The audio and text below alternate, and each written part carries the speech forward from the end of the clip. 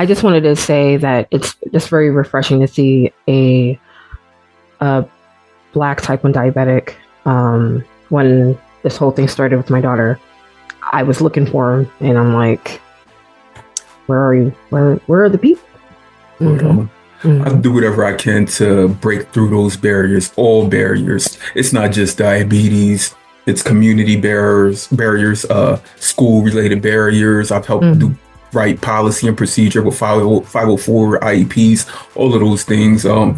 Breaking through stigmas, just doing whatever I can to lessen the burden, plus keep building our community. I love it. Welcome to the Chronically Well podcast, where we have real conversations with community that needs to be heard. On today's episode, I have the honor of speaking with Keisha. Keisha is the parent of a child living with type 1 diabetes.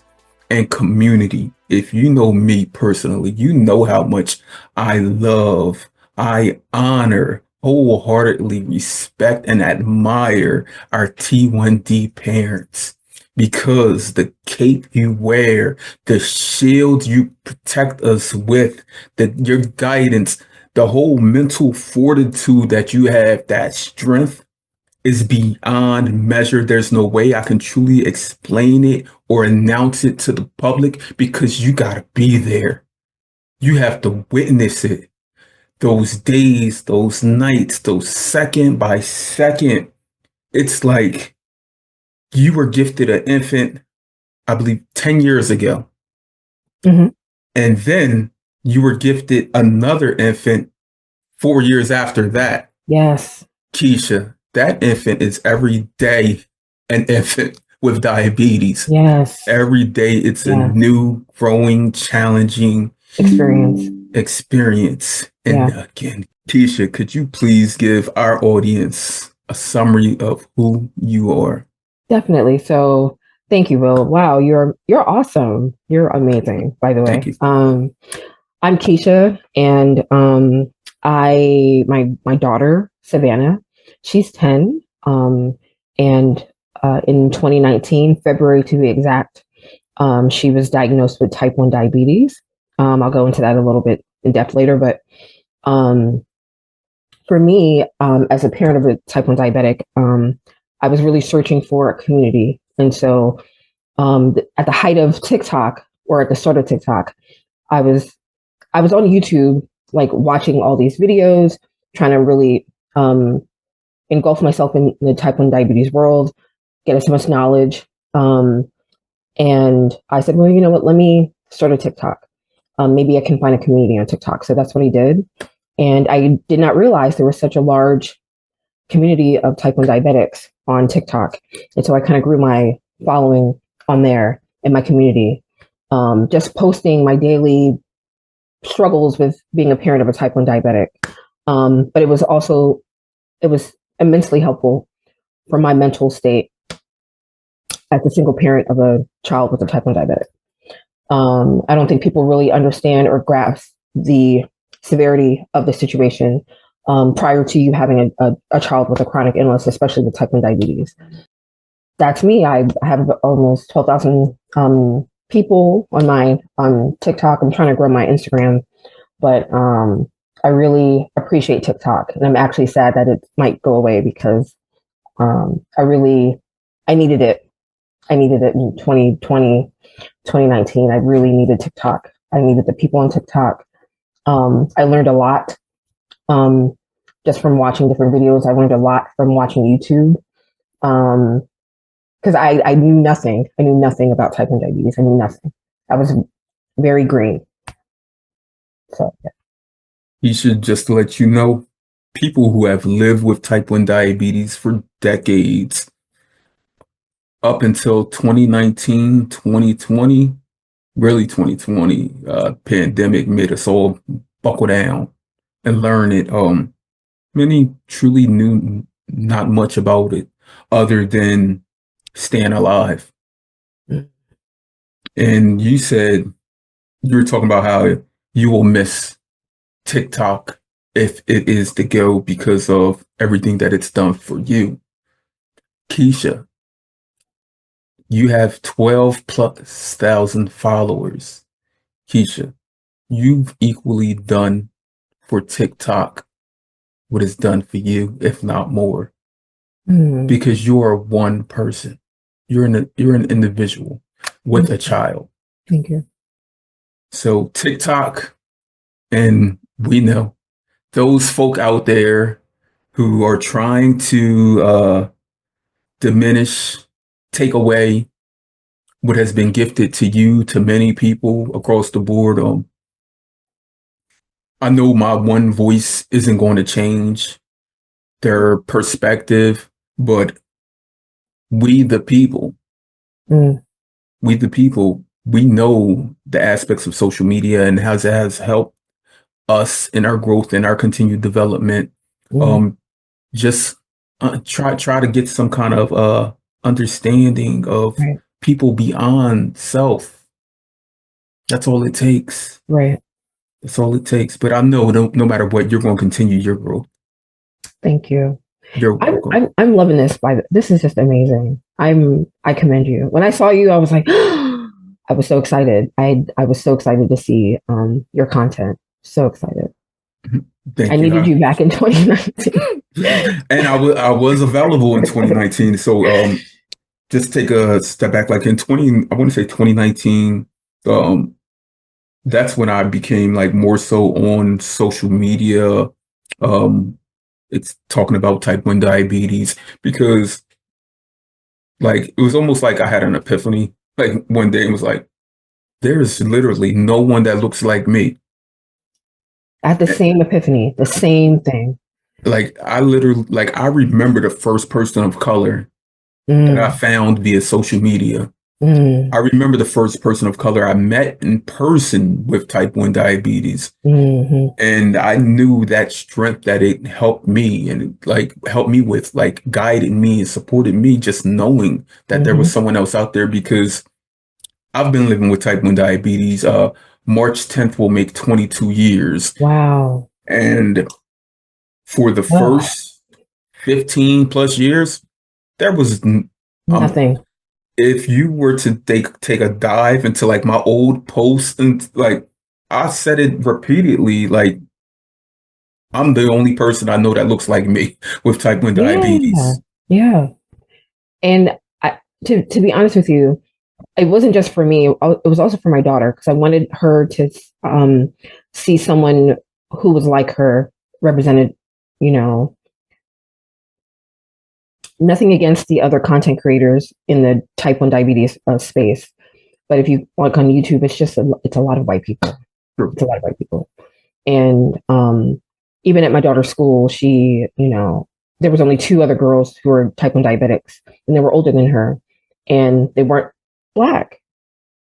And I said, well, if I create content, maybe someone will see my content, and it'll be less of a jarring reality for them if they see that we're living with type 1 diabetes as a family, as a Black family, so.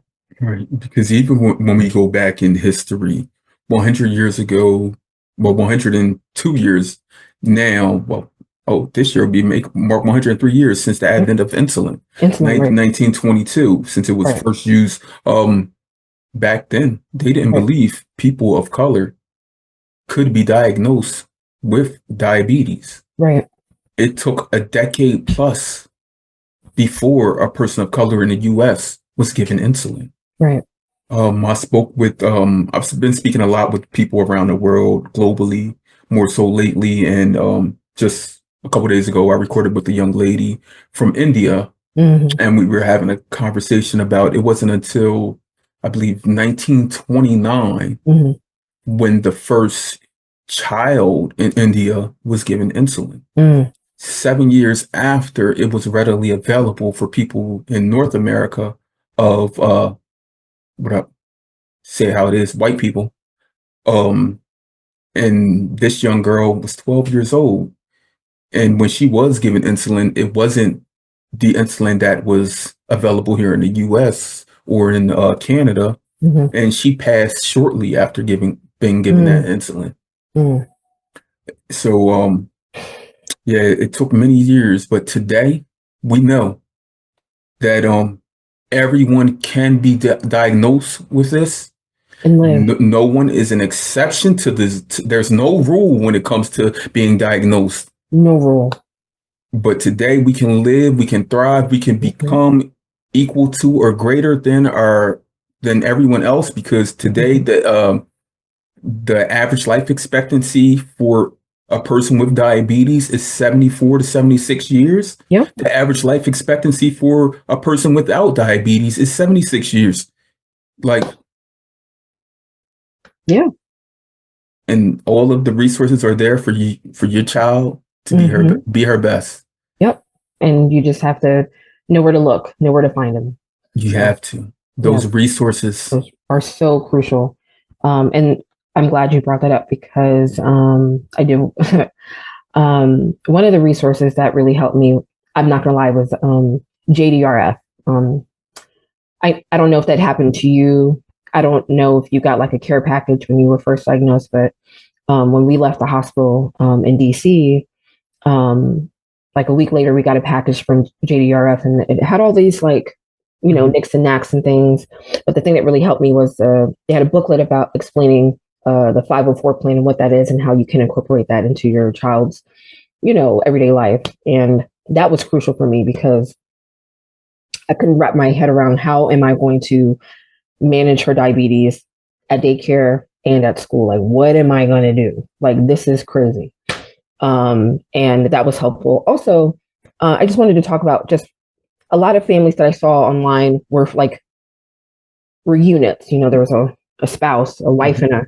but I'm a single mom, and her father wasn't really a part of her life like he was, but he wasn't, and so it was like pulling teeth trying to get him to take classes and to learn about stuff.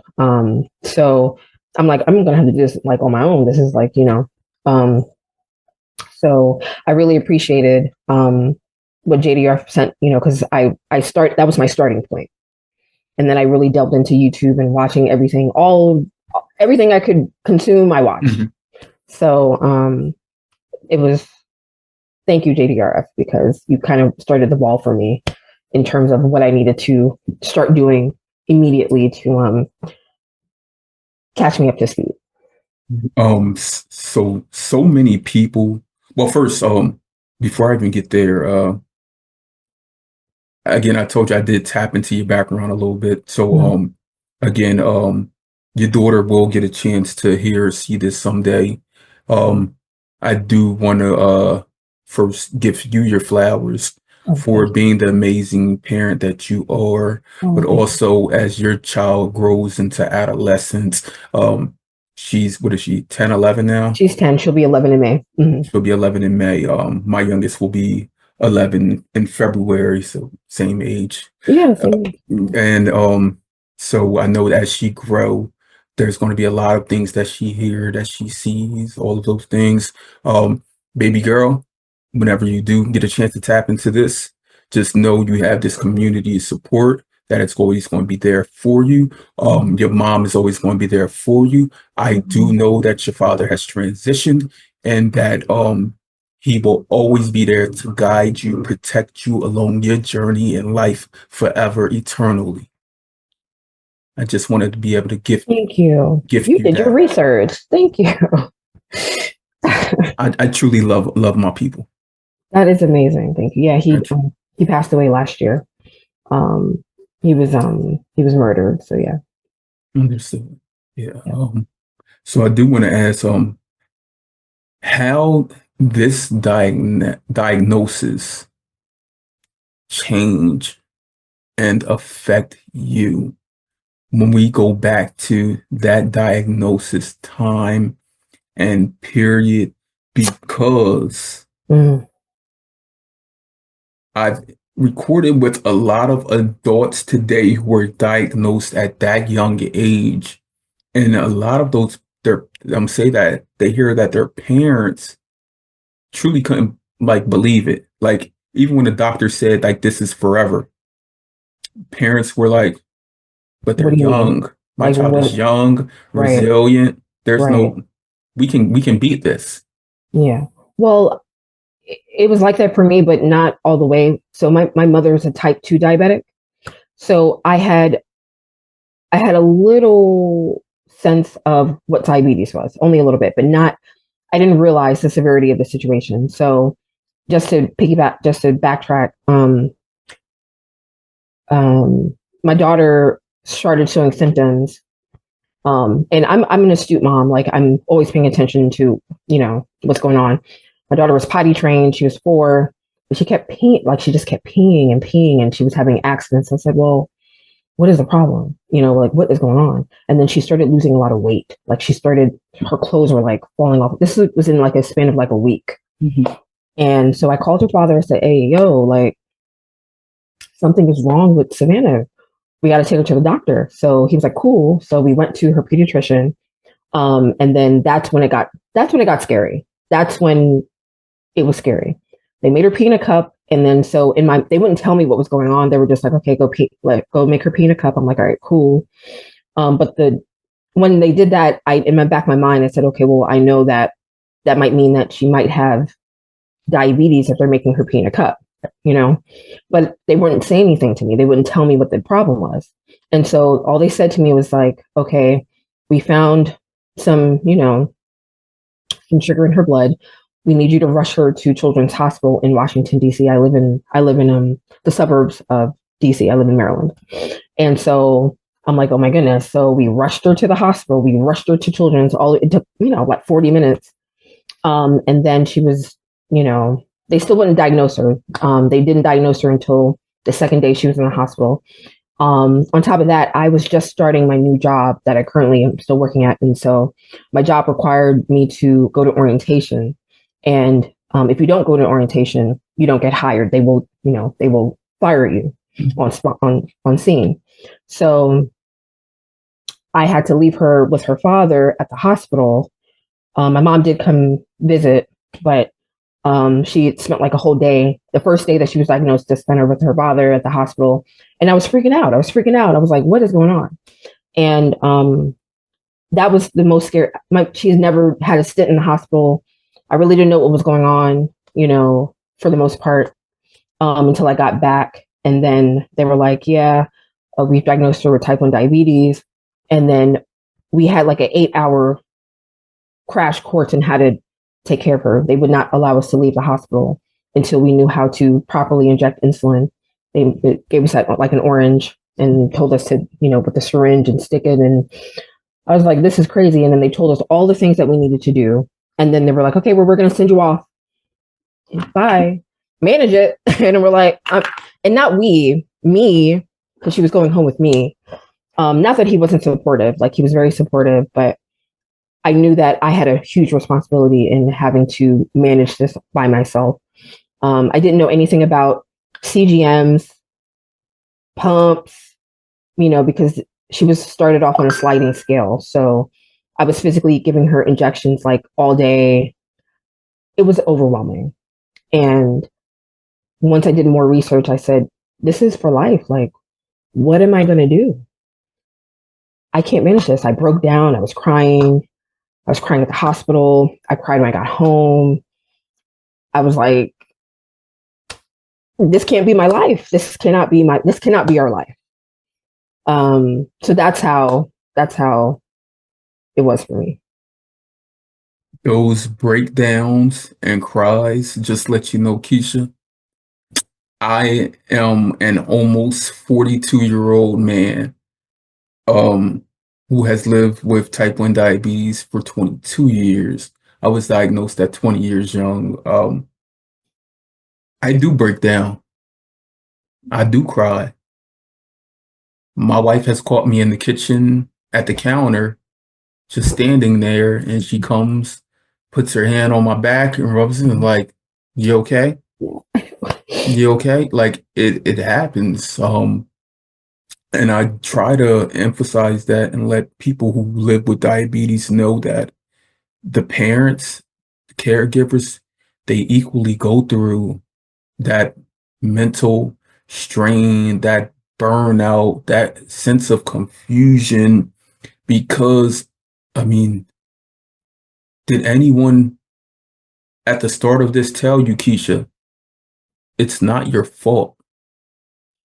No. And you don't even know, like you go back in your brain to like when we were at the hospital, I was asking her father, I said, do you know anybody in your family who is a type 1 diabetic?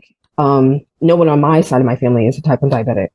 But then we found out that his uncle was a type 1 diabetic. And so after I did my more research, I realized that it is hereditary. And I was like, well, wow, okay. I had no idea. Like when I was pregnant, we did test for sickle cell because I do carry the trait. But we ruled that out because he didn't carry the trait. And so we got to, all I was concerned about was sickle cell. I was not even thinking that my child could potentially have type 1 diabetes. That wasn't even a thought. They wouldn't even have tested. Exactly. So it was a real shocker. It was a real shocker for me. And I had a lot of bad days at the beginning. I had a lot of bad days. I realized I had to get myself together because I had to be a parent to my daughter, and I needed her to understand that regardless of what is going on right now, that she's going to be okay. And I had to reel it in. I had to reel it in. And so I just had to reel it in. I had to get out of my funk, and I had to reel it in. And you're still reeling it in. Just to let you know that. Thank you.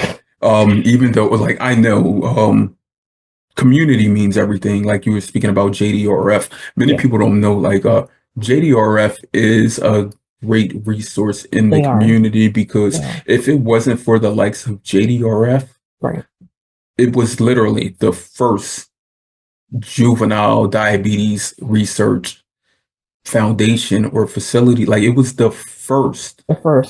And because of that, because it was directly targeting young people with diabetes, that's how they were able to start the research in things such as insulin pumps, continuous glucose monitors. That has been the biggest source of funding for these things over the years. A lot of adults today, they're like, basically, they'd be like, F JDRF, all they want is their money, blah, blah. But they failed to do the research. And exactly. And like my background is as a media literacy educator. I've been a media literacy educator for upwards of 10 years. And I cannot let the media be my greatest influence and impact on the things I do without me first taking a deep dive into truly what it is. So again, the JDRF has helped many families. They've helped me. I must ask today, as an adult, though, and I mean, you've been you were a part of JDRF in those early years. Today, as an adult, you, Keisha, we know your daughter has diabetes, and we're going to tap into that because she is at a young age where she's about to transition into middle school, adolescence, teen years, all of that drama added on with diabetes. But today, you, how are you, or how can I support you? How can I support you in your own mental well-being, emotional well-being, psychological well-being? Because I do form adult communities, have meetups, whether you're a type 1 diabetic or the parent of, that meetup is for everyone. Okay. That's awesome. I really appreciate your content. So I've been like listening, and I'm sharing it with my daughter, which is helpful. I don't think you understand how happy I am to like be a part of this, and for you to just to see another face that looks like me in the space, because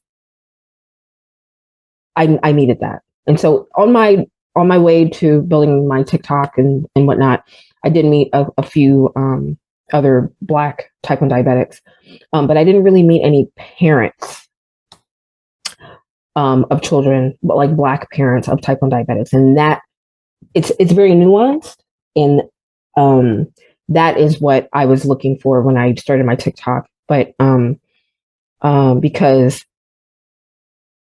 it I don't know how, I don't really know how to explain it, but that whole community, it's just a different, it's different nuance. Even from going to the hospital, going to your endocrinologist, sometimes there's a sense of, okay, as a black person, oh, you don't really know.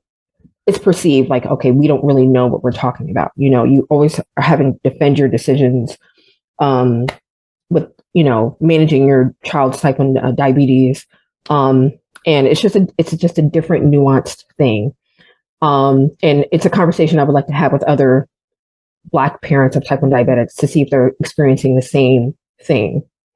Because I understand the perspective from a white person. I see it everywhere, YouTube, but I don't really see it much with Black parents because, one, you may not have the time to talk about it. You're overwhelmed.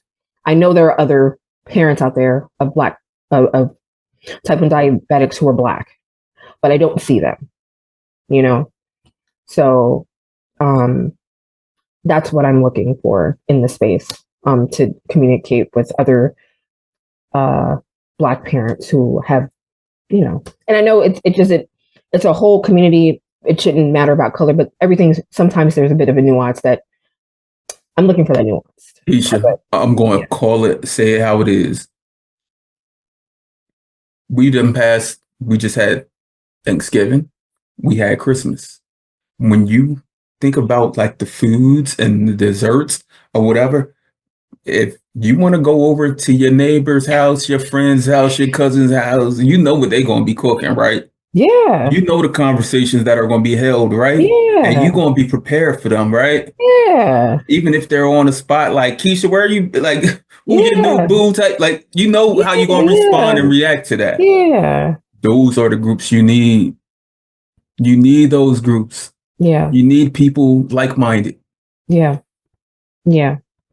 Yeah. And I agree. I jotted that down because I have some great peers that are mothers, fathers that look like us in the community, so that you can have that connection. I appreciate it. I also, what was also helpful was, and I don't know if you've experienced it because you've been a diabetic for a long time now, but we're associated with the Children's Hospital, and so sometimes they ask us if we want to be a part of certain studies. And so the one study that Savannah and I were part of was when she was first diagnosed, and we were linked up with a family who had a diabetic who had been a diabetic now for, like, I don't know, like 5 or 6 years, a seasoned diabetic. Mm-hmm. That was also helpful because I was able to ask the family questions, and we met like once a week virtually, and it was nice. I don't know did you experience that? Did you have that? I've never heard of such. Yeah. So whenever they ask us to do studies, I always say yes, because you never know what the result would be after, So she's actually about to do another study, in like a couple of weeks. Yeah. So. Are you allowed to say what it is? I mean, this I'll have to get back to you on that. Okay. Yeah. This won't be released until February. Okay. But yeah, if you want to share that off air or whatever. So the study is through Children's Hospital, and then basically the study's about they've been tracking her progress throughout the years, and so it's a study for preteens who have been diabetics since they were younger, and it's similar to the previous study, but they track her symptoms, they track her daily, not daily, but like weekly, numbers and stuff.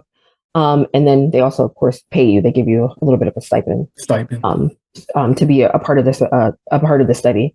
But I think those are also helpful because it's sort of kind of, I don't know how much information is being relayed about, Black type 1 diabetics. Yes. So I want to be helpful because I don't know if they're really asking information about us, Right. We need more minority involvement in research and studies, because that's the only way we're going to get the true scope of things, like the reality of all of these tests, these changes, clinical trials. Right. we can't just go off of what a small group does.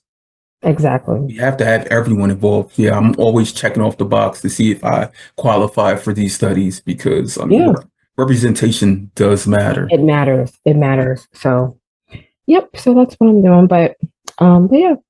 So That's good. You're doing the things that you need to do. thank you. I You, just how are hope you? I just hope that you're able to also have a social life. That's Look, another thing. look. When she was first diagnosed, I said, "Wow, my life is over. I'm not going to be able to do anything." But I got out of that mindset. I embraced it. I said, I at first I really thought I couldn't like date. Like I'm like, man, I can't date. Like, who's going to want to like date me?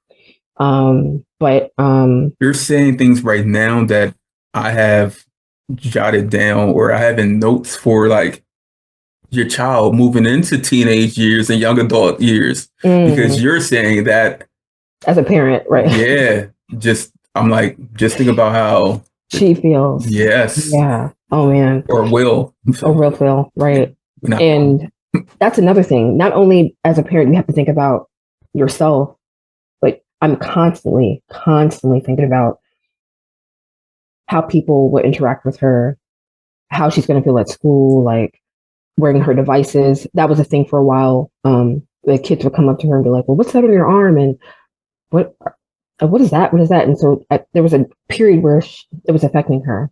And so I would go to the school and speak to the class to let them know, okay, this is what's going on. Um, this helps her stay alive. I would give her teachers a booklet of, what type of diabetes is, what to look out for.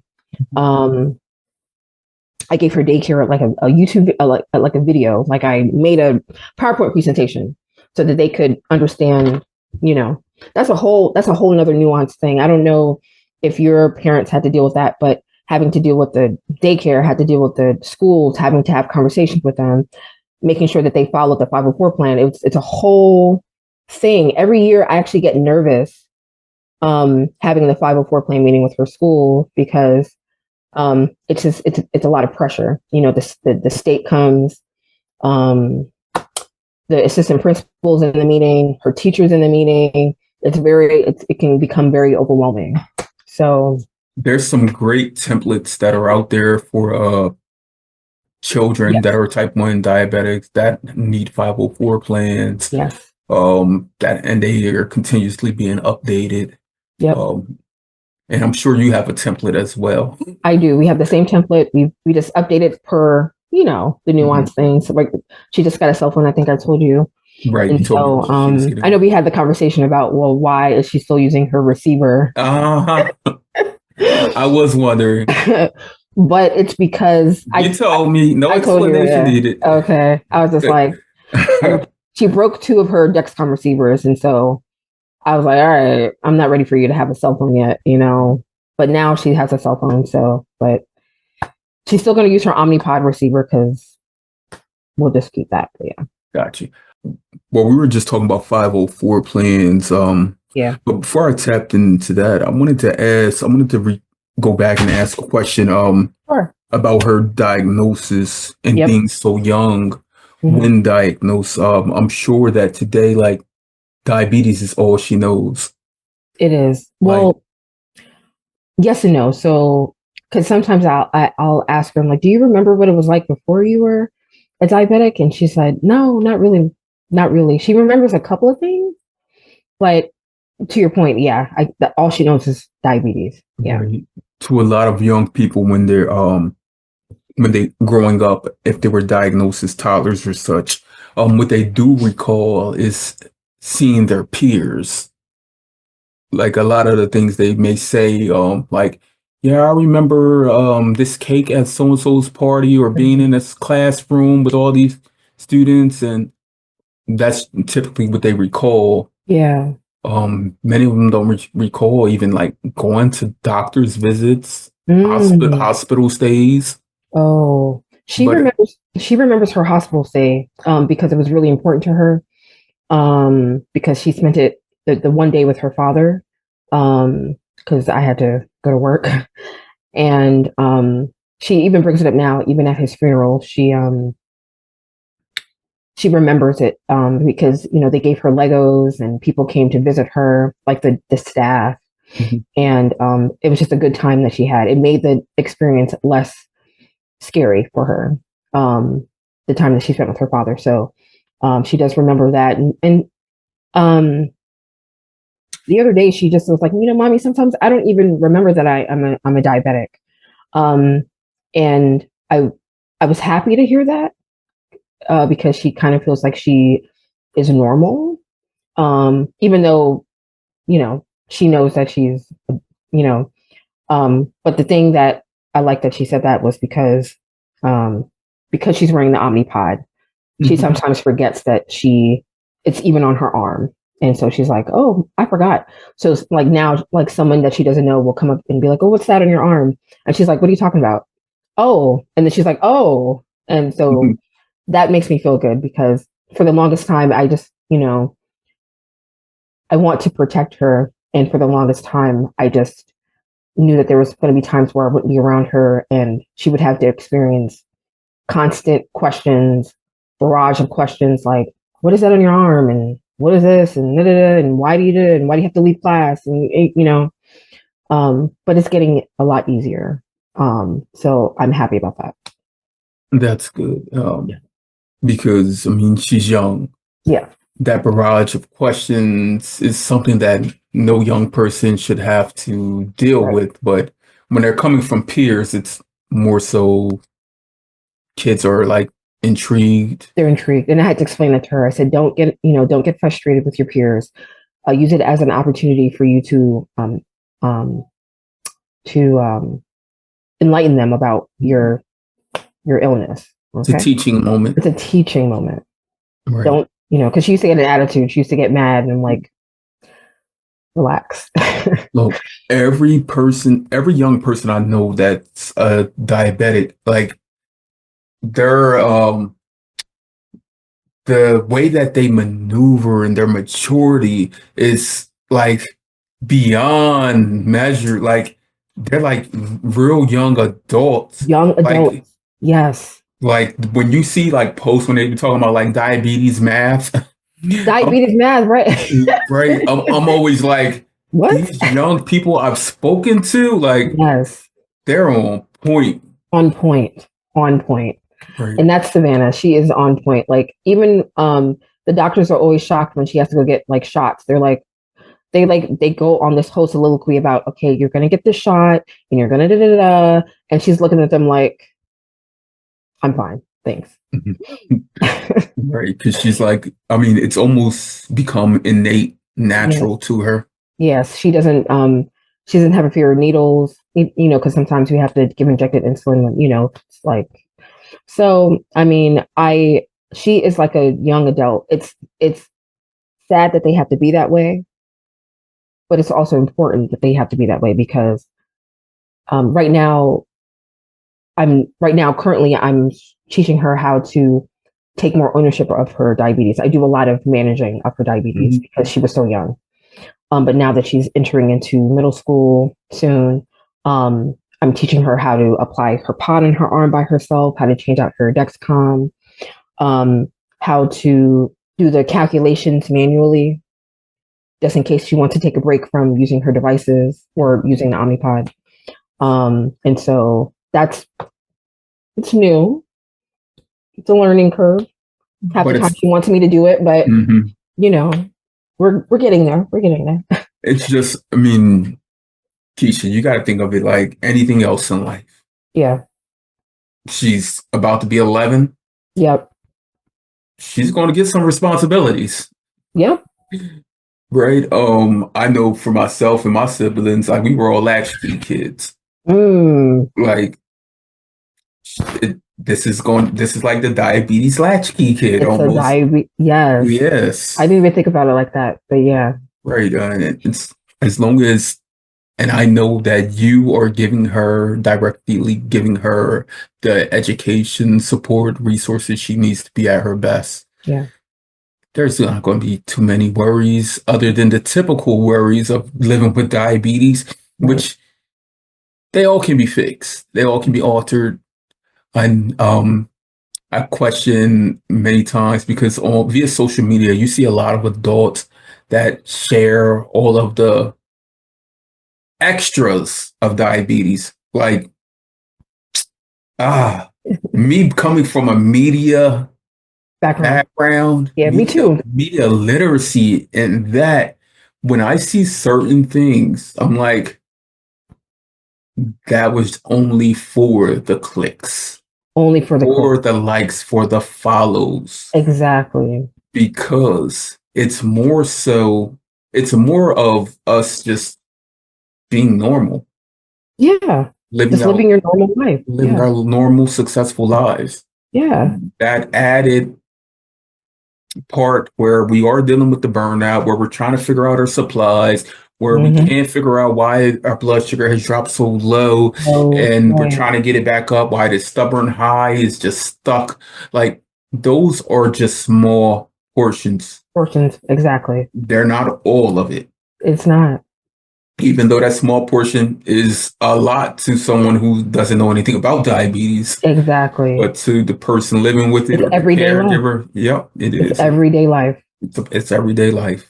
It's everyday. And that part, that I'm glad that you brought that up, because I did want to talk about, just as a parent, being that advocate and sort of kind of having to defend your actions, like when you're in public, like there was a thing even within my own family. They had a like an issue with me like being out in public, and this is when she was having injected insulin. I'm like, oh, why would you go to the bathroom and do that? No, I'm not going to the bathroom to do that. I'm gonna do it right here at the table. But now they're used to it. But there was a long time where, like, it just happened. Like Thanksgiving, my brother, he's in the military, but he hasn't really been around his niece in a while. So her Dexcom was going off, and he was like, "What is that?" And I'm like, "Bro, I have a whole TikTok about type 1 diabetes. Do you not pay attention to anything that, it's just sometimes I get tired of explaining things to people. Mhm. Burnout. So, yeah. Um, the information is always out there and available for people. That's what I say. Those who love us most will tap in. Mm, They will. They better, they better, right? because it's not, I mean, you're already raising a child. You're raising a child with type 1 diabetes. Right. You don't owe anyone any explanation, no That further. Like part. the things That that part. the things you're doing via TikTok and everything, that's extra. That's extra, right? Y'all getting the extra. I don't gotta give y'all the extra. I felt like I had an obligation to give the extra, because I just had gotten so frustrated with like the questions and sometimes people Mhm. would tell me like, oh, you can treat that like with cinnamon. And I'm like, this, what are you talking about? Mhm. Like, what are you actually talking about? So, sharing with loved ones, did any of them think it was temporary, like at the Um, beginning? no, a lot of them didn't think about it at all. They Um, just thought it I, was I didn't have, hers. It was something yeah, I didn't have a y'all whole lot did. of support. And I'll say that to say, because my mom, she's not really a fan of needles. And so she doesn't, even though she's a type 2 diabetic, she, it was very hard to explain to some of my family and friends about the difference between like type 1 and type 2 diabetes. They're very similar, but there's nuanced differences. And that was difficult. And uh, to my mother's extent, she just didn't, until this day, she like, how you have to have a emergency contact to have someone, know what to do to treat your child if something were to go wrong. Mhm. I would have these conversations with my family, and it would just go through one ear and not the other. And, they weren't really paying attention, like, with the glucagon and how to administer it if something were to go down if you were watching my child. It was just a very hard conversation to have. And so their go-to was, okay, we're just going to call 911. And I'm like, It doesn't have to be that. Right. You know, I'm thinking about the bill. right. It doesn't have to be that way. Just Right. this is what you need to do. Right. And so That's a whole that's what I nother explained. traumatic experience. Calling Yeah. 911, having the emergency medics come to you, tend to you, go to the hospital. That's a whole nother ordeal of trauma that Right. you and your child should not have to Right. deal with. Right. So, Like there's ways to treat DKA where you don't have to go to the hospital. You know what I'm right. saying? Now, Savannah went to DKA twice. Like the second time she went to DKA was during the pandemic. And I had freaked out. I'm not gonna lie to you. I knew what I needed, but I had freaked out.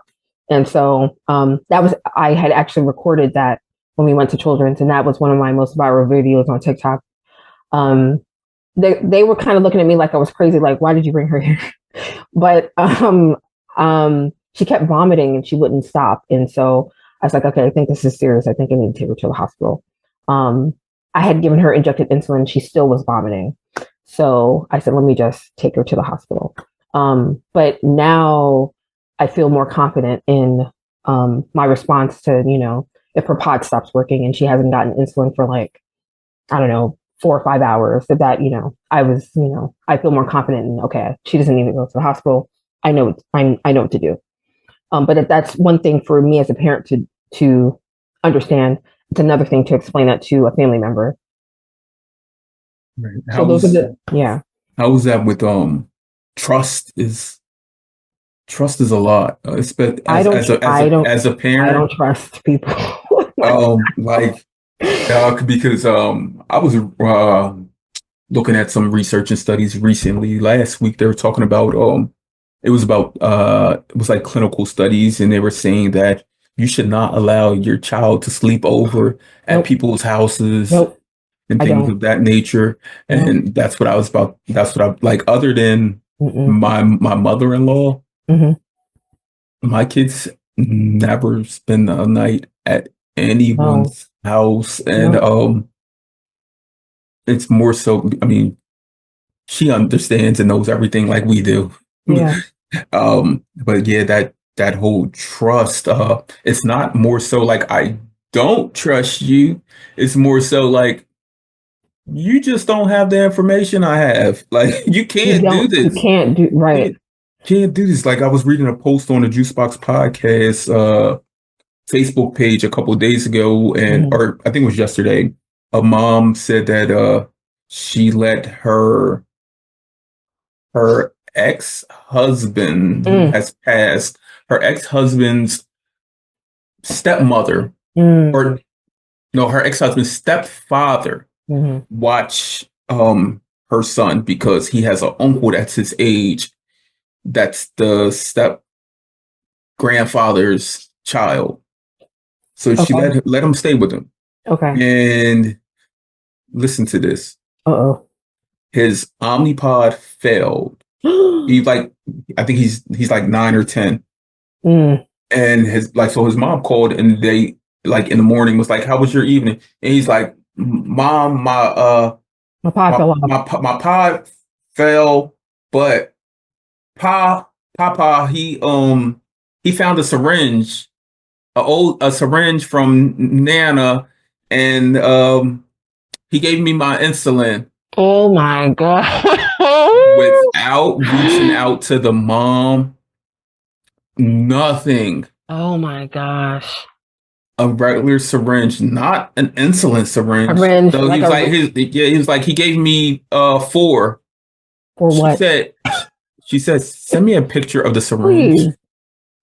It was 4 milliliters, not 4 units. Oh my lord. So she said they were on their way to church, and she said rush him to the hospital right now. Right now. Right now. Yeah, she said he had to have like over 300 carbs, like fast acting carbs. Ridiculous. Yeah. And yeah, to your point, no. My daughter has slept over one of my best friends, her house, but she and I've had extensive, and she's a mom of Mhm. three, so like I trust her. And but that's it's rare. I'm very protective of my daughter, um, and I want her to also feel safe. So this is another nuanced thing, and I don't know if you think about that, but being a single parent, now that her father has passed away, I constantly think about what would happen to her if something happens to me, and how would Do you have a she. plan in place? I have a plan in place. I'm always perfecting the plan, you know, because to your point, like who would be responsible or capable to watch her? How would she get her medicine? Like all those things. And that's something that is not really talked about in the space because I think a lot of people are coupled, Right. but it's a nuanced thing being a single parent, and you have to, it wasn't much of an issue for me before when her father was alive, um, but it's become it's a it's a thing now. Keisha, that's a conversation I really want to tap into. I really want to have Mhm. because first off, even as an adult, I trust no one with my care. Right. And I'm always like, maybe I would trust another type one Yeah.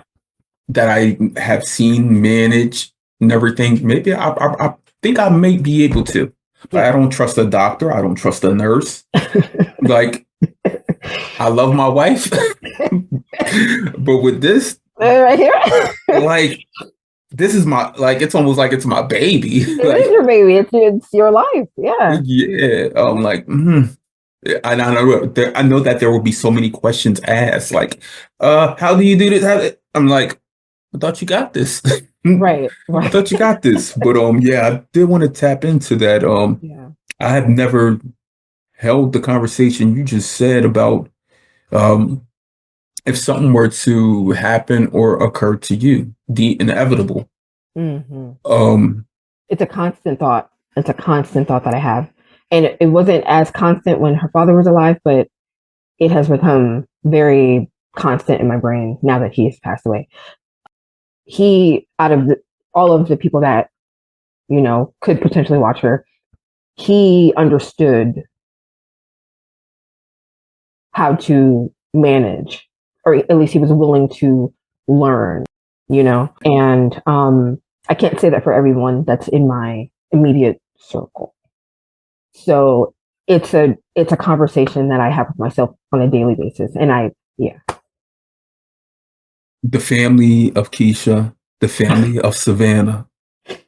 I create these podcast episodes primarily for it's like almost like a one pager that you're able to give to those who love you most, and they can just look at it because people they tend to understand or be able to resonate more with visuals.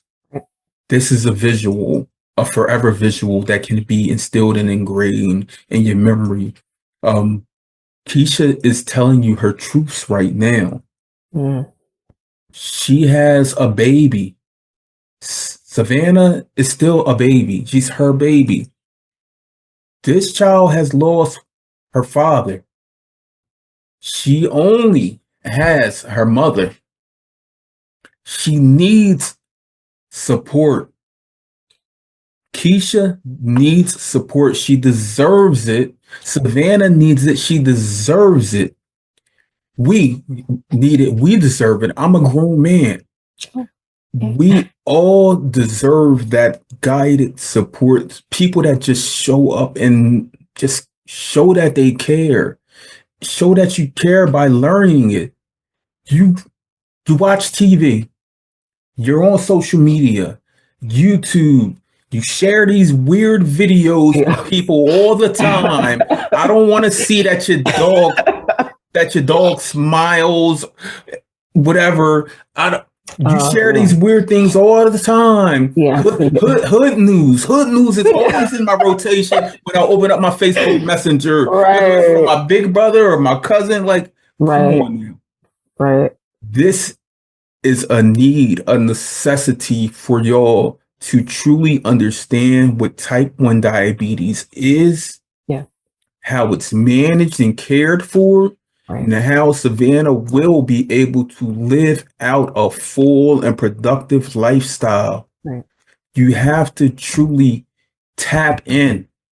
All of the resources are there. Please tap in for this baby. Oh, thank you. Please. You're Thank you. welcome. That I appreciate you. Thank you so much. Sometimes it does feel like a very lonely process or space. So I appreciate you. Thank you for that. So yeah, that's just one of the things I think about now, more now than I did before. And yeah, so I'm still figuring it out, because as to your point, you can't leave your child with just any old body, even if they didn't have a chronic illness, but especially with type 1 diabetes. So Right. And she's almost 11. So in her mind, she's like, I can do it. Like, I can do anything. An 11-year-old girl. right, right. Even like sometimes my mom was like, "What is she doing?" Like, I'm like, "She's fine. She's okay. She got it." But my only concern is like getting her medication and getting her supplies. Like, what would happen? Like, how would she get that? Like, that is what I think about. I have a friend from middle school. Her daughter is a type 1 diabetic, and she's in college, and so I actually had to reach out to her the other day because I'm like, you know, what do you do? How do you get her supplies to her? She goes to school in Philly. Like, how is she getting her supplies? And she's like, oh, Hold well, on. I mail it to her. I'm like, you mail it to Do I know this friend? her? Because that's my area. Um, I'm in the Philly area. um, my friend's name is Carol. Her daughter goes to what does her daughter go to? Her daughter goes to what are some schools in Philly? Temple. Temple. She goes to Temple. Yeah. But her daughter actually, surprisingly, in the summer, works at my daughter's elementary school as a counselor for the after school program. And my daughter kept coming home. It's like, mommy, oh, someone, my counselor, she's a type 1 diabetic. I'm like, oh, that's cool. And then I'm on Facebook scrolling and I see the girl that I see every day when I pick up my daughter. I'm like, isn't that your counselor? She's like, yeah. I was like, that's my friend's daughter. Like, we didn't even know. Like, I didn't even know.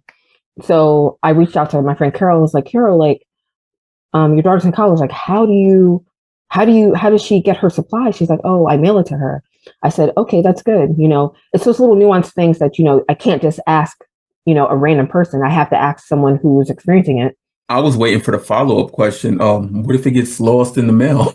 Right.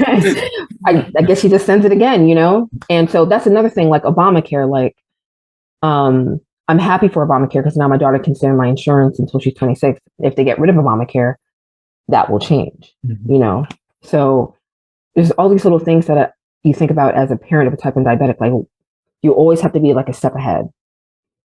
You always have to make sure that the medication's there. I mean, you're an adult, you're going through that right now, but I didn't think that I would have to think of all these things when I had my daughter, And so it's just an extra step that you have to go through. I'm happy to go through it.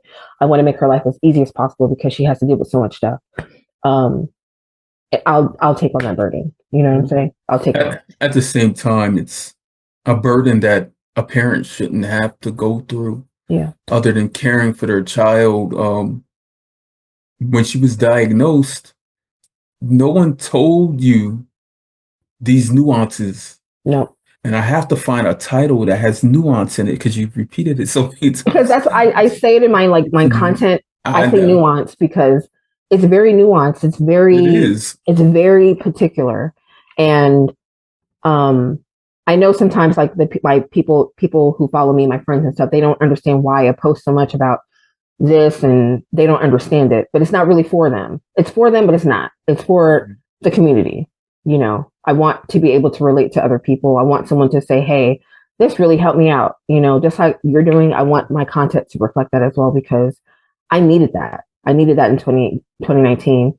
And I got it to an extent, but not to the point where I needed more. Right. So, and it's been almost 7 years, right? Yeah. Oh, I would say she was almost 5. 2019. Yeah. Okay. So it's been almost 6 It's been about 6 years. Yeah. Yeah, it's been almost 6 years. Almost 6 years. Yeah. And in those 6 years, family, those who love you most, I'm going to keep on repeating it. They've had to have gained something, or No, like no. it's I'm going to be really crazy. honest with you. I know, I know, No, I know. Like they don't even know no. about what kind of insulin she takes, They or don't. They don't. They don't know what those insulin she little takes. things. They don't How know. much No. if you put the Nope. Dexcom and the Omnipod in front of Nope. them, and you said which one is the insulin pump Nope. type? My Nope. mom still this day asks me, "What is that noise?" I gave my mom a whole book, like a whole booklet. The same one I gave her teacher. I said, "Here, ma, review this. Like, look through it." She's like, "I'm not doing that. I'm not doing that." They're more of the wait and see. Yeah, it's like I'm not doing that. I'm just gonna call 911. I'm like, so it makes it very difficult to have to figure out who I would leave her with if And something were to happen to then me. they don't even know about the emergency room protocols and stuff, Nope. because you can't just call 911 and expect them to fix everything. Right. Because many people that are sent to emergency rooms because of diabetes complications, DKA, things of that nature, once they're hospitalized, aren't given the care They're that they not. receive at home. And people believe, Yeah. they just think, oh, doctor, hospital, white coat. Oh, they know everything. No, they're not No. specialists They're in not diabetes specialized. care. They're not. Like, like you are the specialist. Thank you. You Yeah. are that diabetes educator. There you go. I even contemplated becoming a diabetes educator, but I was like, oh, that's a I lot. know it's a lot. It's like it's a lot. Yeah, you're not only that, you're the trauma therapist, Listen, trauma, the social worker. social worker, everything, and all my content on TikTok couldn't even, come together to explain all of the things that I do as a parent of a type 1 diabetic. And so I just, I really want to tell you that I'm very grateful for this conversation. I feel like it's very cathartic. I've been needing to have this conversation with somebody.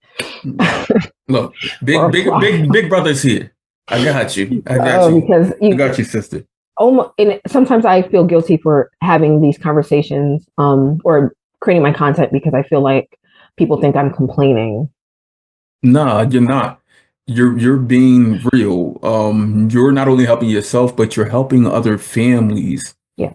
Um, like when you were speaking, you spoke briefly, and I did want to tap into it before we do in this conversation about like the 504 plans. That, yes. Like many don't know about that. I had no clue. I had no idea what that was, until JDRF set that whole booklet of, what type 1 diabetes is. And then they had a whole section about 504 plans, and they had the template. And then I knew right away that I had to get this established with her daycare, because at the time she wasn't in kindergarten, and I had to go to work. I had to take her to the daycare. So I had to have several conversations with the daycare. They knew about the 504 plan because they were a daycare and they were funded by the state, so they had to know. It was more, the ownership was on me to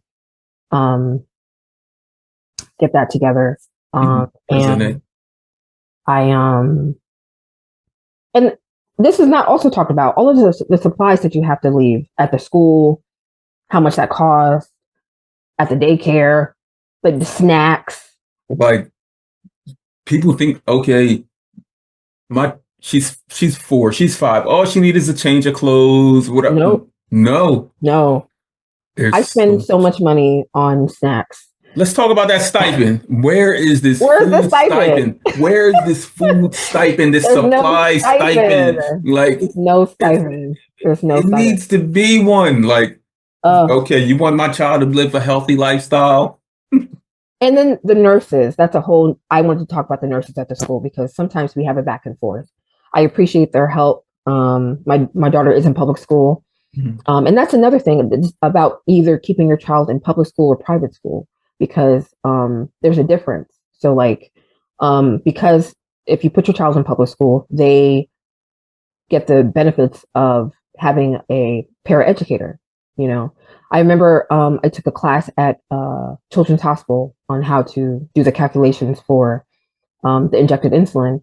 And there was another Black family there. It was a dad and a daughter. He was a single parent, but he had put his daughter in private school. And every day he would have to go to the school and give her injected insulin. And I'm like, you do that every day? And he's like, yeah. I'm like, why? Like, why are you doing that? Why don't the nurses do it? And he told me that they don't do that because it's a private school and they don't have to follow the same guidelines as a public school. And I said, that's crazy. And many of That's them don't even crazy. have, many don't even have nurses. That's crazy to me. That's crazy. Yeah. And I said, well, I can't put my daughter in private school because I work. I can't do that. Right. So yeah, it's all these nuanced things that you think about. Like when someone says, oh, I can't do that. I need the help of the state. School with type 1 diabetes is like it's a whole nother ordeal. It is. The technology, having access, like Wi-Fi. your daughter has a phone, having access to the Wi-Fi. Wi-Fi. You got to make sure that's input in her 504 plan. It's in there. I just want to make sure that the Wi-Fi works. Correct. When she's at school. Especially like if she has to ever switch classes, that it doesn't go out and then she would have to reconnect. And that's another reason why I kind of want her to keep the receiver, because I don't want that to be an issue, and there's no way for me to fix it. Like how, how would I fix that? Right. And then there's trust issues with the school. Like if you say you get an extended substitute and they don't know anything about it. Like my oldest son, he's That's happening right 16. now. He's had a 504 plan since he was in elementary school. But like recently, like he had a gym teacher that was out for the first few months of school. Then he came back and he didn't know about his 504 plan. And there was a big ordeal that happened with that. And I had that happen this year too. Her teacher, we had the whole 504 plan meeting, and then her teacher resigned and went to another school. And so my daughter has had a substitute for the first and second quarter. And there was an incident where my daughter had to go to the nurse's office and he wouldn't let her go. And so I got a call from the nurse and she said, oh, there's an incident, but we resolved it and blah, blah, blah. The teacher wrote up my daughter for disobeying his orders. And my daughter was she was upset. Like Savannah was really upset about it.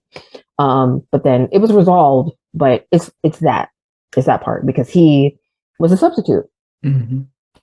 And it's those little things that you can't anticipate. You want to be able to anticipate everything, but it's those little things that kind of bother you as a parent.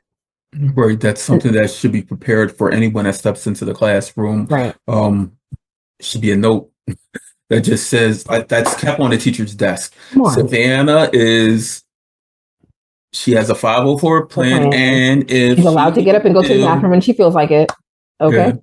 Yeah. Right. And then sometimes I have a little back and forth with the nurses sometimes, because I have it written in the 504 plan that I'm allowed to make changes, at the directive. I can tell the nurses, hey, do this, do this, do this. But, because they were very strict about following what's in the 504 plan, which is great. But, you make on the cuff decisions with your diabetes, and I do the same thing with her. And so, but they're like, well, it's not in the 504 plan, so we can't do that. I'm like, okay, fine.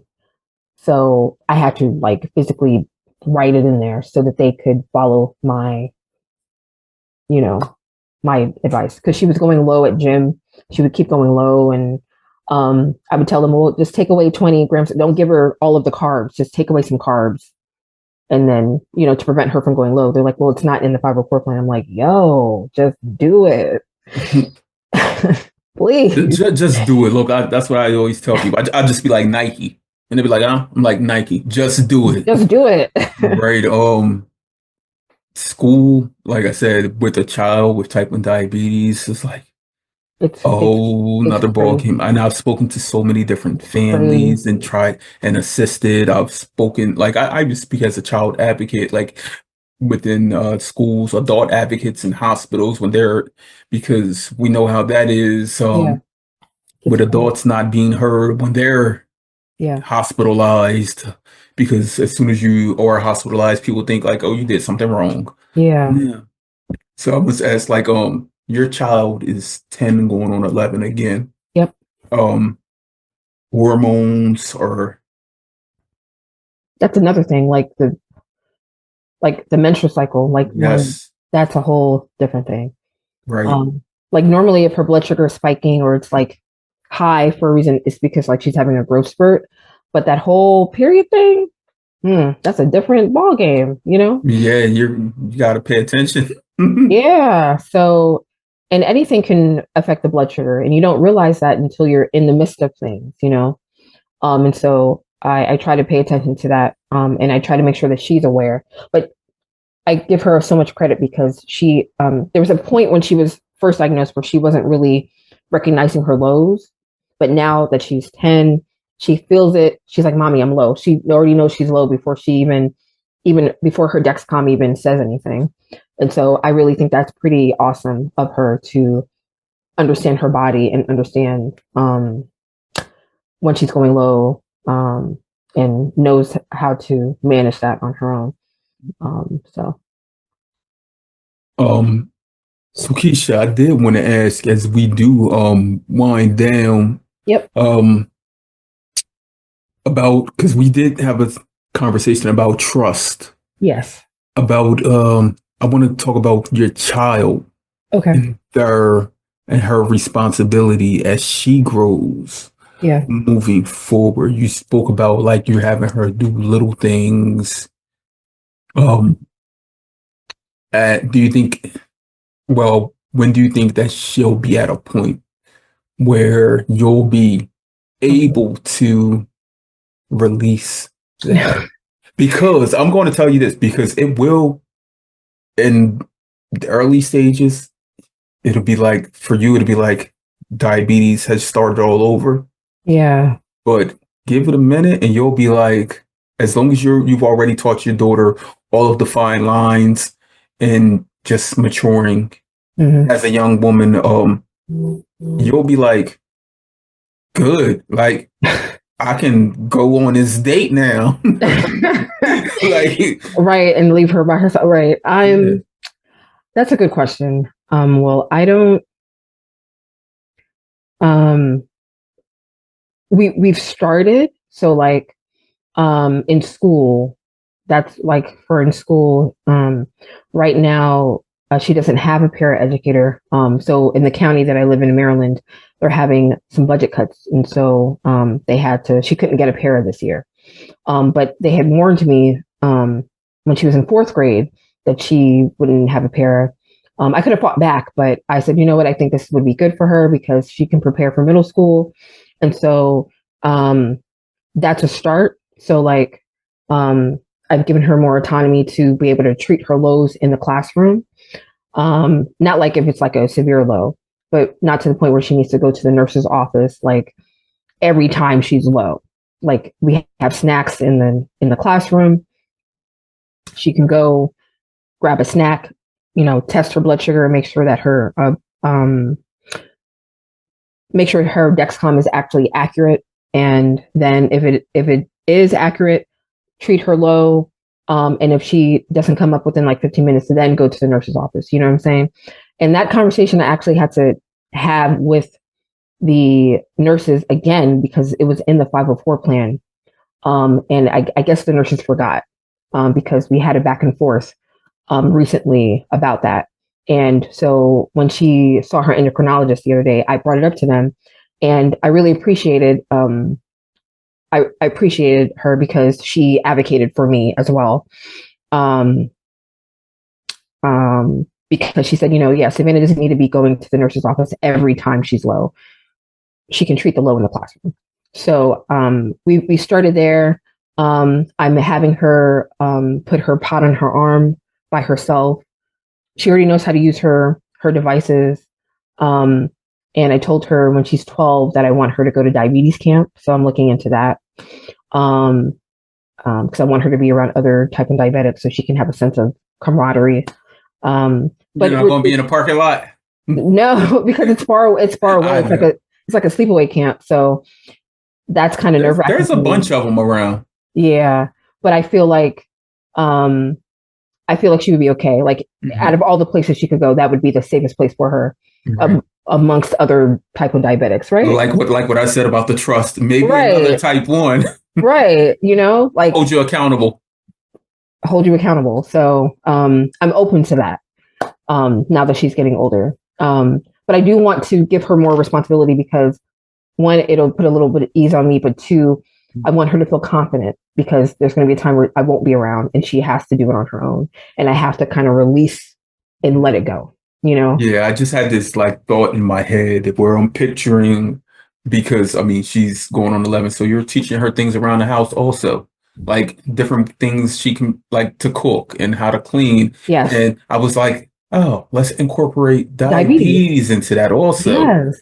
Like, while you're watching that chicken, you gotta stop, check your blood sugar. You may need to change a site or set it up for those times. Now, I want to ask you a question. I don't know if it's unorthodox, but like do you use the Omnipod or do you use? Yes. Okay, so what's like, where do you, because I'm finding it difficult. She can't wear it on her stomach because it falls off. So we use her arms a lot. We sometimes use her legs, but I told her like now that she's learning how to do it on her own, that her leg might be a better option because it's hard to put it on your arm by yourself. So early on in our conversation, I did write a note about arms because you kept mentioning about her arms. Yeah. So arms are my go-to. But you can start from above the elbow, going all the way up. But how do you put on the adhesive? Because she wears the adhesive too. Like, do you find it difficult to do that on your own? What does she use? I get them from Amazon. So you mean like stickers? Not the stickers. Like the little patch that you put around the Omnipod, because so it doesn't fall off. It's plastic. It's like a clear plastic. Yeah. I'm trying to picture what you're talking about. I'll send you a picture. It's we don't do the ones that look like a Band-Aid because those always fall off, but it's like a clear patch that you put around the Omnipod to secure it. That she has trouble putting on her arm. She can put the pod on her arm, but she has trouble putting that part, the other, because you can't see it, you can't like. Right. Yeah. So. I'll look in a mirror, but a mirror. Good idea. Skin Tack. Have you ever used Skin Tack? I have not. I know about Skin Tack, but I have not. Skin Tack, you put that on, you put that pod on, you won't even need an overlay. Oh. It's that good. I will invest in some Skin Tack. I didn't realize. Okay. Look, and tell me whoever's giving you this stipend. They see all of these things we have to invest in just to be. Yeah, because that's really just to be on an even. We're still not even on an even playing field. We're not. It's not even covered. Like all those little things are not covered under insurance. They're not. Yeah. Right, so with my arm, I go all the way up. I go around. I go behind on both arms. Skin Tack, that's the only way I'll use my stomach areas with the Skin Tack. Or, the adhesives that Dexcom. What does she use now, G6 or G7? We are literally about to transition over to the G7, but right now she's using the G6. So with the G6, you know how they would give you that pack of 10 overlays? Yep. So I would take the Omnipod, put it over the overlay, trace it, and cut it out because those overlays were the absolute best. And I use them for my pods. Nice. Yeah, and I could put them all. I've done that before when I've run out from my stomach, like all around, even in the back, like the love handles area. It doesn't fall off when you put it back? It doesn't. Wow. Okay. It doesn't. And then the thighs going all the way up, let's say probably 6 inches from the knee. Okay. And that's a whole lot of space on both thighs. It is. And so you don't even use the overlay when you're putting it on those other places. You just use a skin tack. Just the skin tack. Okay, I'm going to try that because I want her to feel she's afraid of it falling off, and I've been afraid of it falling off too without the overlay. So I'm going to invest in the skin tack and see how that works, Yes. so she can have more autonomy. Right. Yeah. So when you put the skin tack on, just make sure you like fan it out so it's dry. Okay. It's very sticky. And then you put it on there, and make sure when you do put on a new pod that you pinch the skin up. Oh yeah, I always pinch. Okay. Always pinch it. And I even jiggle the arm fat to make sure that the blood circulates. Right. But do what you gotta do. You gotta do what you gotta do. Mm-hmm. Yeah. So I see as your child responsibilities grow, like you're gonna be there with her. I am. And she's gotten a lot more confidence in herself, and so she's ready to take on these new, before she wasn't. She just really wanted me to do it for her, but now she is prepared. I think, and so she's more open to me not doing so much for her. Yeah. And Savannah, speaking to you right now, Savannah. I must let you know that even as an adult living with type 1 diabetes for the last almost 22 years, I do have my struggles.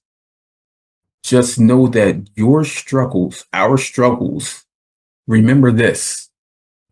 And you can take note of this also, Keisha, that we are literally doing the job of organs that aren't fully functioning, cells that have died out that can't be rejuvenated. Like, we are literally doing this. So it is like we have a superpower. Even through our struggles, remember that you're able to do this. Right. When you look at your peers, they may be playing basketball in the musicals, whatever they're doing. Just know you're going to be able to do those things also. But you're also able to keep you at your best. At your best and alive. You're able to keep mommy happy, keep mommy smiling. That's that hope. She's able to do that. Savannah, like, there are no limitations. No. There's time. There's time where you're going to be like, I don't have enough time to do this or whatever. But just take a moment. Just breathe. Don't worry about everyone else and their rush for life. Because we all have our lives that we live and that we have to take the measurable steps to be at our best. Yeah. You will take those measurable steps to be at your best. And whenever you have any issues of concern, of struggles, of burnout, those things, your mom will be there. I will. You will have community. Yeah. You will have people. I'm around. I'm always going to be around for my people. Like, we got this. We got this. We got this. And another thing, don't let social media tell you what diabetes is. That's facts. Don't let it. Everyone living with diabetes is different. Yep. This isn't a one-size-fits-all ordeal. It's not. Because we all don't come from the same lived experience. No. Same backgrounds. Everyone's not from hierarchy. Right. Many are disenfranchised, marginalized communities that don't have that extra support that some have. Right. For many, it's just child and mom. And y'all got this. Oh, thank you. How are you today, Keisha? I am doing great. Like, if you had asked me that in 2019 or in 2020 during COVID, no, COVID was crazy. Were you ready to put your baby in a bubble? I was ready to put her in a bubble. I said, nobody be around me, please. Look, it's better to be preemptive and do all those steps than to face the unknown.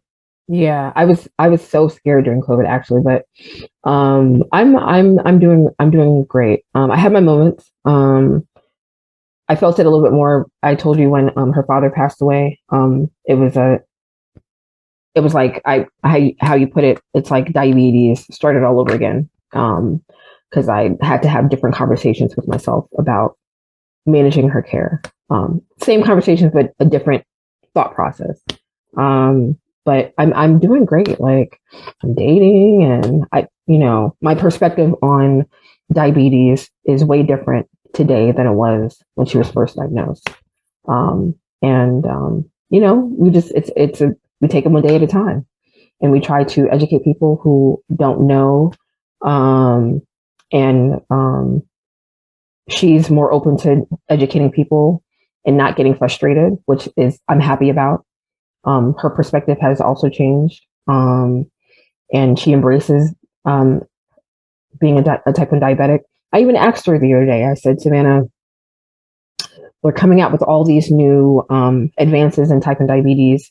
People are getting transplants, and I asked her. I said, "Well, do you ever think that you would want to get a pancreas transplant?" She said, "No, mommy, I don't. I will live with this for the rest of my life." And I said, "Really?" That kind of shocked me. It's because it's what she knows. Yeah, yeah. I would think that she would want a transplant so she could be rid of diabetes, but she said, "I don't want that, mommy. You I know don't what's want." crazy? Mm. I don't want a transplant either, Mm. but I would, and I have tried to sign up for clinical trials for the islet beta cells because I know with a pancreas, if you get a pancreas transplant, you won't be able to get that functional cure Mm. if you're able to get if once the islet transplant becomes available Okay. because you can't inject those islet beta cells into a Into your transplanted pancreas. pancreas. Mm. Okay. So yeah, I would hold off on that pancreas, but to each their own. Some people are like, I just want it now. Yeah. And I've been seeing the videos where people have been like getting the transplants and they're like happy. And I'm like, oh man, that would be nice for Savannah. But I was, your body could also reject it. Rejected. And, oh, sorry. And that is also a concern. But it was just interesting for her to say that to me. I was like, oh, okay, cool. Right. I don't know if you noticed this, Keisha. So when you first started talking, Hmm. you mentioned a few things, and I said throughout this conversation, I'm not going to write it down, but I said I'm going to break this down into segments. Hmm. I said I'm going to break it down into the initial segments were for yourself, Hmm. so you can reflect on. Hmm. So I was speaking to you and Yeah. having you help heal. And then I was like, towards the end, I was like, I'm going to speak to Savannah.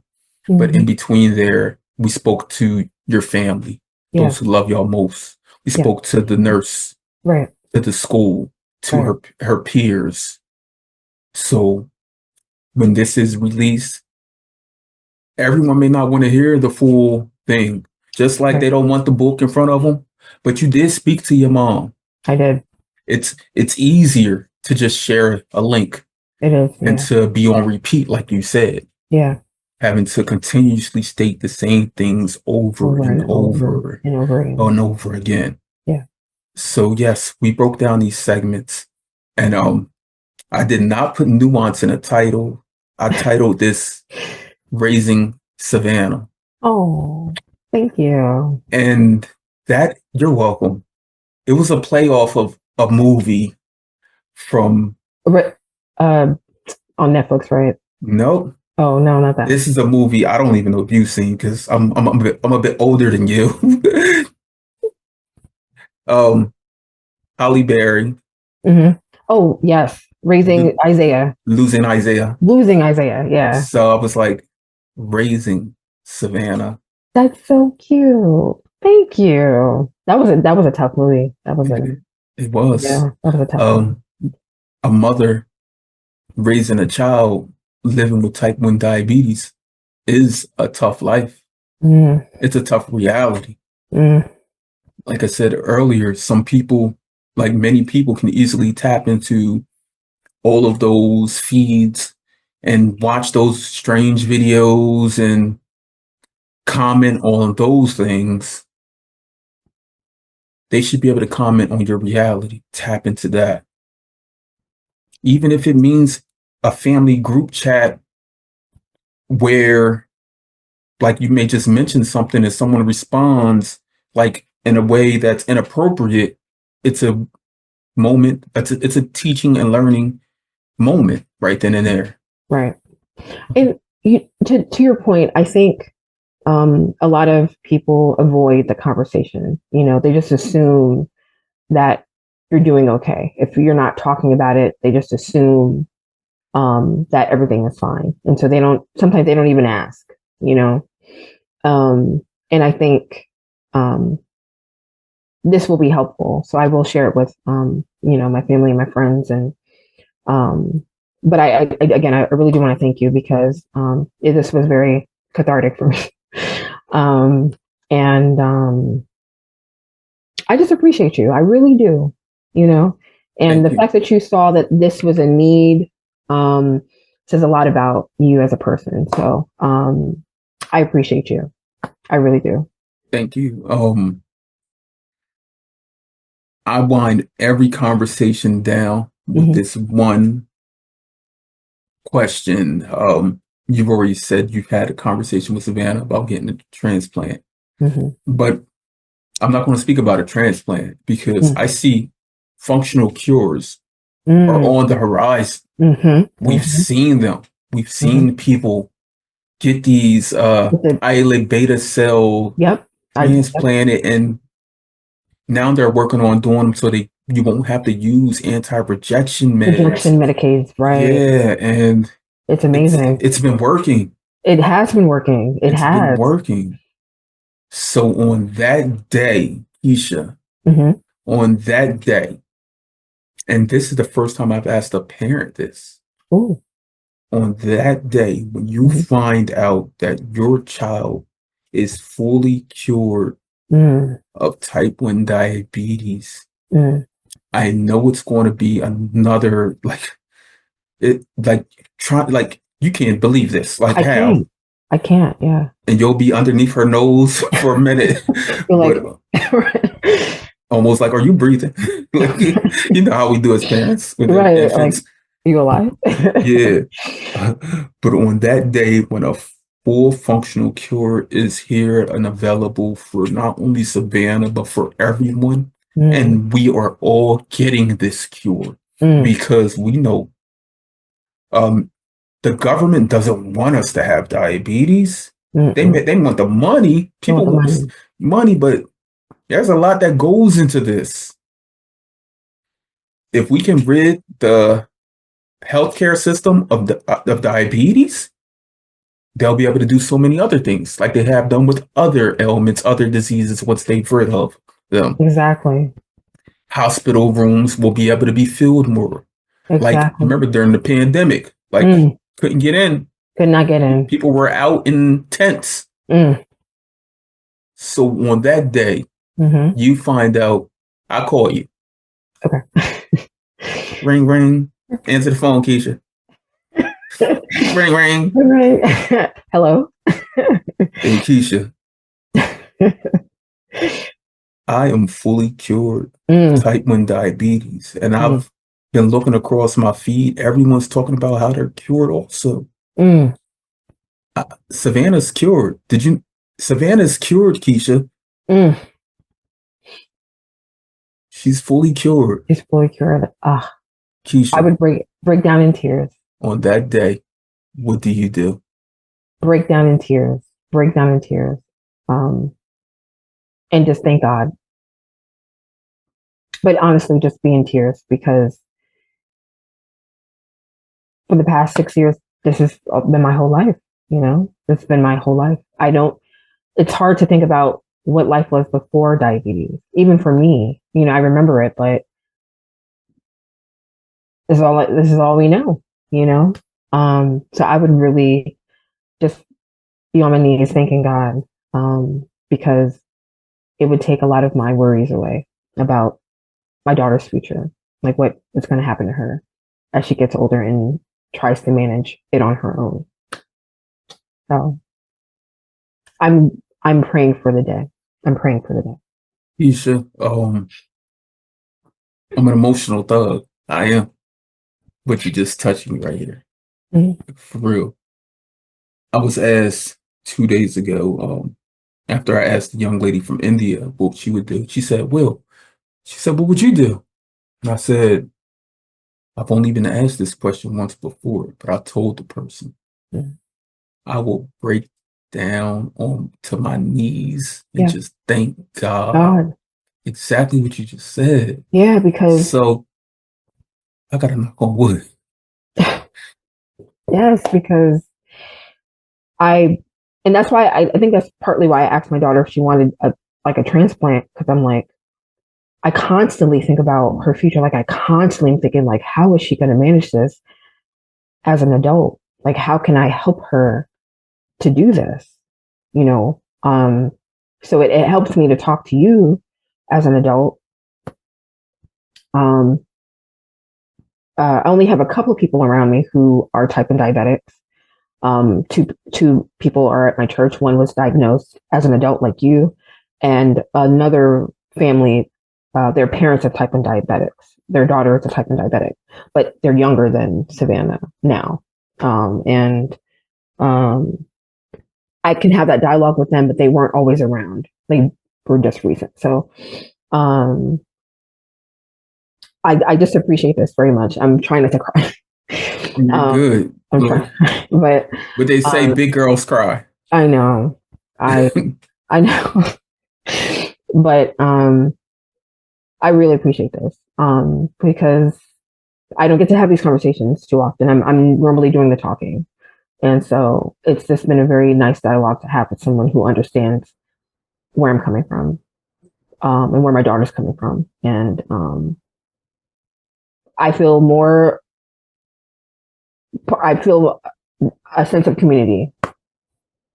And I haven't felt that in a while. So And I after we appreciate leave that. this conversation, let the people know. Let them know. I just had a conversation with Will, and Amazing. You're amazing. I appreciate you. You're amazing. And on that note, Keisha, mother of Savannah, raising Savannah, I truly thank you for joining me on the Chronically Will podcast, where we have real conversations with community that needs to be heard. Keisha, you are definitely someone that needs to be heard. Oh, thank you. Thank you.